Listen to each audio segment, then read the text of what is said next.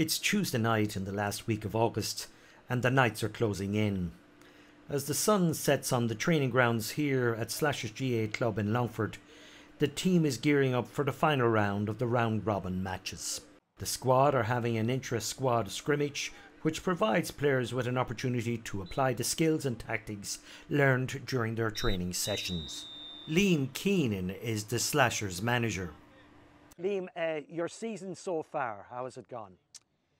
I suppose it's been a mixed bag, is probably the best way to put it. We had a reasonably good league campaign, qualified for the Leader Cup semi-final. It's sort of a disappointing result, but came at a knock time of year when we had a number of lads carrying knocks and away on a holiday before the championship started, I suppose. But our championship has been mixed, but we seem to be picking up a bit of momentum the last couple of weeks that we're happy enough with. So Ben, what sort of a season have you had so far? It's been middling now so far. I thought I had a good start to the season. Got a bit of an injury halfway through, and trying to get back on top form now, coming to the next game against Edgerstown. Dara, what about your season? How are you feeling about your season?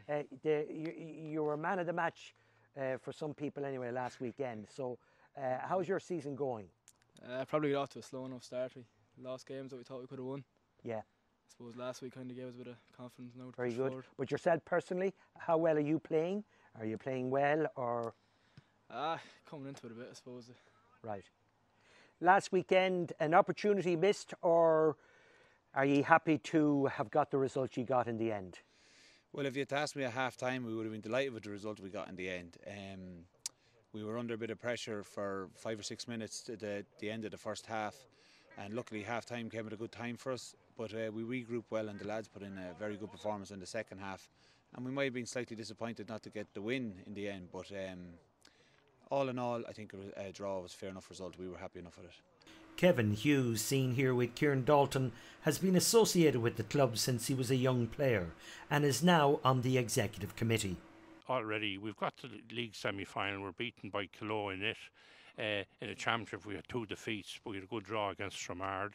So we've everything to play for against Edgerstown on Saturday night. Very good. And are things a bit different now from, let's say, 30, 40 years ago? I'd imagine you were here in that time or whatever. I was, yeah. Things are much slicker and more professional, I would imagine.